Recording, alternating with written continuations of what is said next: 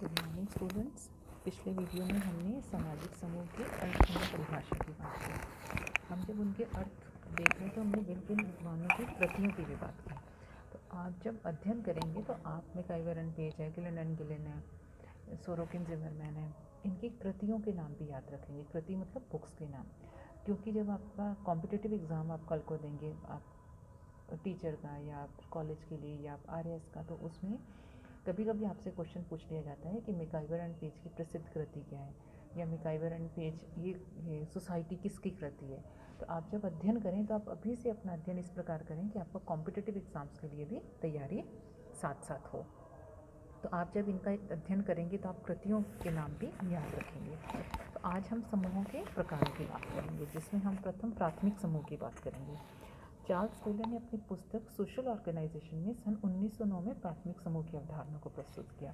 तो अब जब आप प्राथमिक समूह का अध्ययन करेंगे तो आप याद रखेंगे कि प्राथमिक समूह की अवधारणा किसने दी? चार्ल्स कूले ने। किस पुस्तक में दी? सोशल ऑर्गेनाइजेशन में। तो कभी कभी ये पूछ लिया जाता है कि चार्ल्स कूले के द्वारा किसकी अवधारणा दी गई है, चार्ल्स कूले ने प्राथमिक समूह की अवधारणा कौन सी कृति में दी। तो आप याद रखेंगे कि चार्ल्स कूले ने अपनी पुस्तक सोशल ऑर्गेनाइजेशन में सन 1909 में प्राथमिक समूह की अवधारणा को प्रस्तुत किया।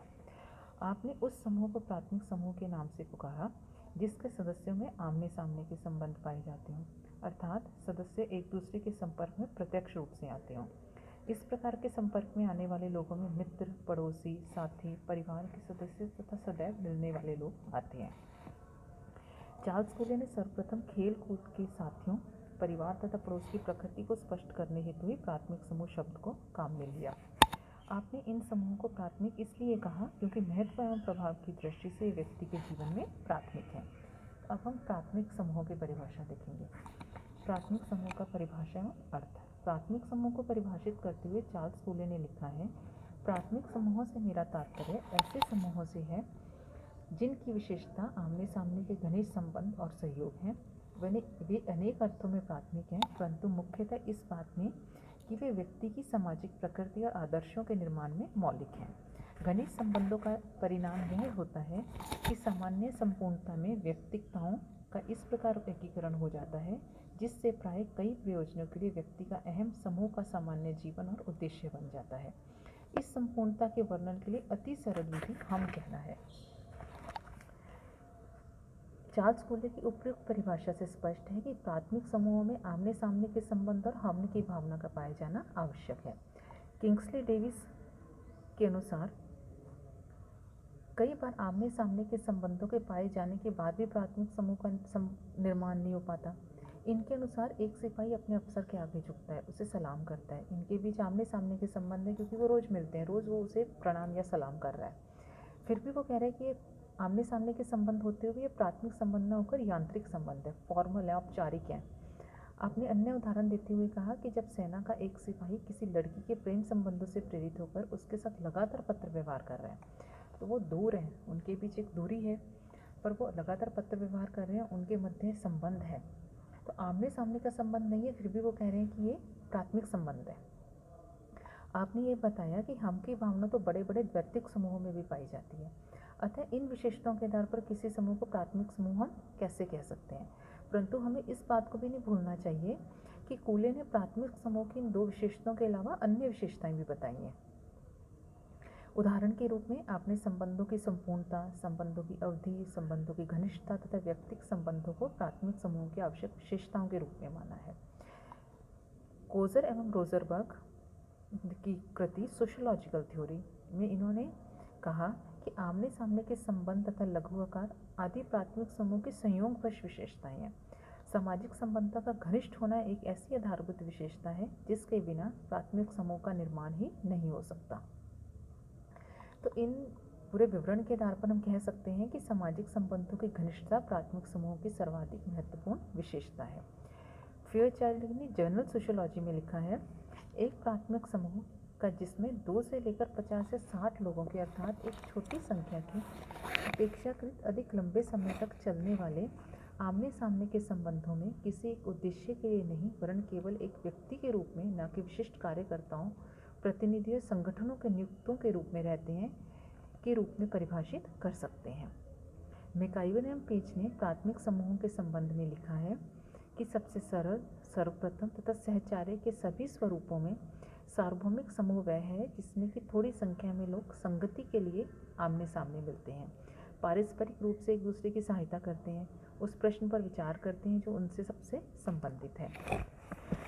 तो इन विशेषताओं के पश्चात हम यदि प्राथमिक समूह के उदाहरण देखें तो कूले ने परिवार, पड़ोस, क्रीड़ा समूह को प्राथमिक समूह माना। मैकआइवर एवं पेज ने परिवार, क्रीड़ा समूह, मित्र मंडली, गपशप समूह, साझेदारी, स्थानीय भाईचारा, अध्ययन समूह, जनजाति परिषद आदि को इस श्रेणी में रखा है। प्रोफेसर डेविस ने परिवार, क्रीड़ा समूह, पड़ोस, गांव तथा कार्य करने वाले समूह को। तो अब हम प्राथमिक समूह की विशेषताओं की बात करेंगे।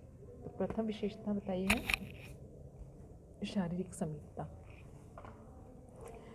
प्राथमिक समूह के लिए प्रोफेसर डेविस ने शारीरिक समीपता को महत्व दिया ताकि व्यक्तियों में घनिष्ठ संबंध स्थापित हो सके। व्यक्ति के एक दूसरे के निकट होने, साथ साथ बैठने, खाना पीने, साथ पढ़ने, बातचीत करने में उनमें विचारों तथा भावनाओं का सरलता से आदान प्रदान होता है। निकट संपर्क से व्यक्तियों में परिचय बढ़ता है तथा एक दूसरे के प्रति आदर, सहानुभूति और सहयोग पनपते हैं। प्राथमिक संबंध के लिए केवल शारीरिक समीपता ही काफ़ी नहीं है। रेल के डिब्बे में अथवा किसी बस में बहुत से यात्री एक साथ यात्रा करते हैं, परंतु वे एक प्राथमिक समूह के सदस्य नहीं माने जाएंगे। इस प्रकार से मेले में अनेक लोगों की शारीरिक निकटता है, परंतु वे प्राथमिक समूह का निर्माण नहीं करते। तो इस प्रकार हम देखते हैं कि शारीरिक निकटता प्राथमिक समूह के निर्माण का अवसर प्रदान करती है, लेकिन अवसर का लाभ उठाना संभव हो सकेगा या नहीं, यह परिस्थिति पर निर्भर करता है। द्वितीय है समूह का लघु आकार। समूह जितना छोटा होगा, सदस्यों में उतनी ही अधिक मात्रा में निकटता और घनिष्ठता होगी। यदि समूह का आकार बड़ा है तो उसके सभी सदस्य एक दूसरे से नहीं मिल पाएंगे, उनमें अंतःक्रिया की मात्रा कम होगी। समूह के बड़े आकार का होने पर व्यक्ति उसकी एक इकाई मात्र बनकर रह जाता है। विशिष्ट व्यक्तित्व के रूप में उसका महत्व घट जाता है तथा ऐसा समूह एक औपचारिक संगठन ही रह जाता है। जॉर्ज सीमल ने प्रयोगों के आधार पर यह ज्ञात करने का प्रयत्न किया कि समूह के सदस्यों की संख्या के घटने बढ़ने का संबंधों में परिवर्तन लाने की दृष्टि से क्या प्रभाव पड़ता है। 2, 3 या 4 व्यक्तियों की किसी समूह में एक भी व्यक्ति के बढ़ जाने से समूह की प्रकृति में अंतर आ जाता है। तो समूह की विशेषता में हमने 2 विशेषताएं देखी, शारीरिक समीपता और समूह का लघु आकार। तीसरा है संबंधों की अवधि। संबंधों की अवधि का घनिष्ठता के साथ सीधा संबंध है। संबंधों का काल जितना लंबा होगा, साधारणतः उतनी ही अधिक मात्रा में घनिष्ठता के बढ़ने की संभावना रहती है। संबंधों में घनिष्ठता का होना प्राथमिक संबंधों की स्थापना के लिए आवश्यक है। निरंतर व्यवहार से ही सदस्यों में एक दूसरे के प्रति विश्वास और आत्मीयता के भाव पैदा होते हैं, जो संबंधों की घनिष्ठता के लिए जरूरी है। उपयुक्त विवरण से स्पष्ट है कि प्राथमिक समूह के लिए शारीरिक समीपता, समूह का छोटा आकार तथा संबंधों की लंबी अवधि का होना आवश्यक है। अब प्राथमिक समूह की आंतरिक विशेषताएं। संबंधों की प्रकृति की बात करेंगे। उद्देश्यों की समानता। एक प्राथमिक समूह में सदस्यों की इच्छाएं तथा प्रवृत्तियां प्राय समान होती हैं। इसी कारण वे साथ साथ रहते हुए समान उद्देश्यों की प्राप्ति का प्रयत्न करते हैं। वे संसार को एक ही दृष्टि से देखते हैं। 2 मित्रों के प्राय एक से दृष्टिकोण पाए जाते हैं। प्राथमिक समूह में प्रत्येक सदस्य दूसरे के हित को ही अपना उद्देश्य बना लेते हैं। इस प्रकार प्रत्येक दूसरे के हित में कार्य करता है। तो उद्देश्यों की समानता के कारण ही प्राथमिक सदस्यों में हम की भावना तीव्र होती जाती है। यहाँ सदस्यों के व्यक्तित्व समूह में विलीन हो जाते हैं। उनमें से एक जो कुछ अनुभव करता है, दूसरे भी वैसा ही अनुभव करने को प्रवृत्त होते हैं। ऐसे समूह में कोई भी सदस्य अपने हित का त्याग नहीं करता, बल्कि वास्तविकता यह है कि दूसरों के हित ही उसके हित भी बन जाते हैं। संबंध स्वयं साध्य होते हैं। प्राथमिक समूह में संबंध किसी स्वार्थ अथवा किसी उद्देश्य की पूर्ति के साधन के रूप में नहीं होते। यहाँ संबंध स्वयं ही अपने आप में साध्य या लक्ष्य होते हैं। प्राथमिक संबंधों में इतनी घनिष्ठता पाई जाती है कि ऐसे संबंधों में बनने वाले व्यक्ति एक दूसरे के बिना रहना प्राय कठिन समझते हैं। मित्रों के एक छोटे समूह अथवा एक परिवार के सदस्य में आपसी संबंध ही अपने आप में महत्वपूर्ण होते हैं। ये संबंध स्वयं साध्य हैं, किसी उद्देश्य की पूर्ति का साधन मात्र नहीं। प्राथमिक समूह की सदस्यता इसलिए ग्रहण की जाती है कि उससे किसी लाभ या स्वार्थ की पूर्ति होगी। संबंध व्यक्तिक होते हैं। प्राथमिक समूहों में पाए जाने वाले संबंध व्यक्तिक प्रकार के होते हैं। इसका तात्पर्य है कि समूह में प्रत्येक व्यक्ति की अन्य लोगों में व्यक्तियों के रूप में रुचि होती है। माता पिता तथा बच्चों में, भाई भाई में, भाई बहन में, मित्रों में व्यक्तिक संबंध पाए जाते हैं। ये संबंध हस्तांतरित नहीं किए जा सकते। मित्र अथवा माता या पिता का स्थान कोई अन्य व्यक्ति नहीं ले सकता। किसी की मृत्यु हो जाने पर ऐसे संबंध स्वतः ही समाप्त हो जाते हैं। इसके विपरीत यदि हम देखें तो एक से व्यक्ति से दूसरे को हस्तांतरित किए जाने वाला संबंध अव्यक्तिक संबंध कहलाता है। तो हम प्राथमिक समूह में हमने देखा कि संबंध व्यक्तिक होते हैं, संबंध संपूर्ण होते हैं।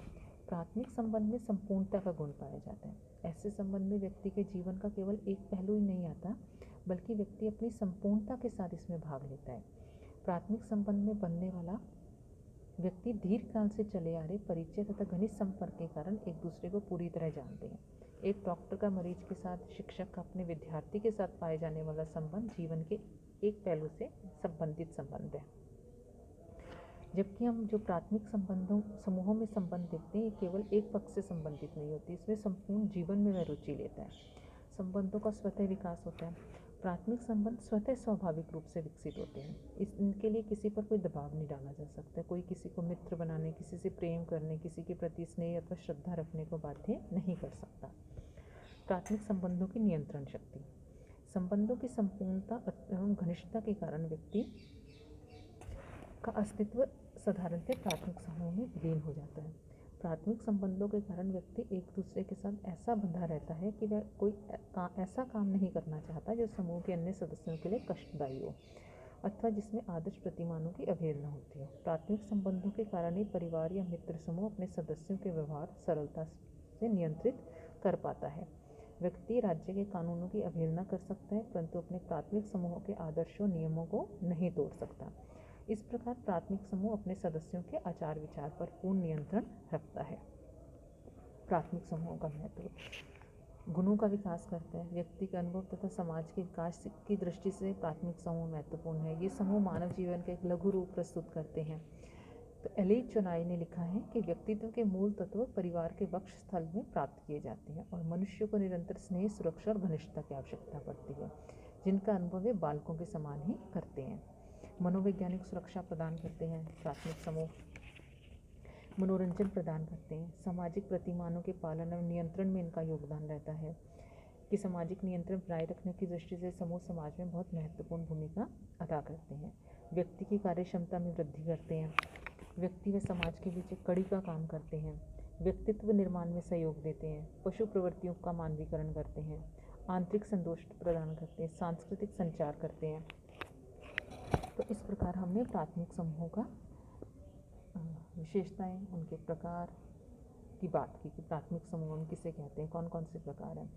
तो कभी कभी आपसे पूछ लिया जाता है कि क्या परिवार एक प्राथमिक समूह या मित्र मंडली एक प्राथमिक समूह, किसी राजनीतिक दल को प्राथमिक समूह कहा जा सकता है। तो प्राथमिक समूह की अवधारणा किसने दी, चार्ल्स कूलर ने कौन सी कृति में प्राथमिक समूह की अवधारणा दी। तो ये सभी आप ध्यान रखेंगे। कभी आपसे पूछा जा सकता है कि आमने सामने के संबंध और संबंधों की घनिष्ठता किस समूह की विशेषता है। तो आपको पता होना चाहिए कि आमने सामने के संबंध और संबंधों की घनिष्ठता प्राथमिक समूह की विशेषता है। तो आप जब भी अध्ययन करें, आप किस रूप में अध्ययन करें, तो आपकी कॉम्पिटिटिव एग्जाम्स की भी तैयारी हो। आप जो पढ़ रही हैं तो आप विद्वानों की कृतियाँ, कौन से विद्वान ने क्या अवधारणा दी, इनको भी आप ध्यान में रखें। और जब आप आंसर लिखें उसमें भी आप लिखें, जब आप मान लीजिए किंग्सले डेविस का लिख रहे हैं, परिभाषा लिख रहे हैं, मैकाइवर एंड पेज की परिभाषा लिख रहे हैं, तो उसमें लिखें आप कि मैकाइवर एंड पेज ने समूह की परिभाषा अपनी कृति सोसाइटी में लिखी है, इनके अनुसार ये। तो इस प्रकार से आप अपना उत्तर लिखेंगे तो आपको अंक भी अधिक प्राप्त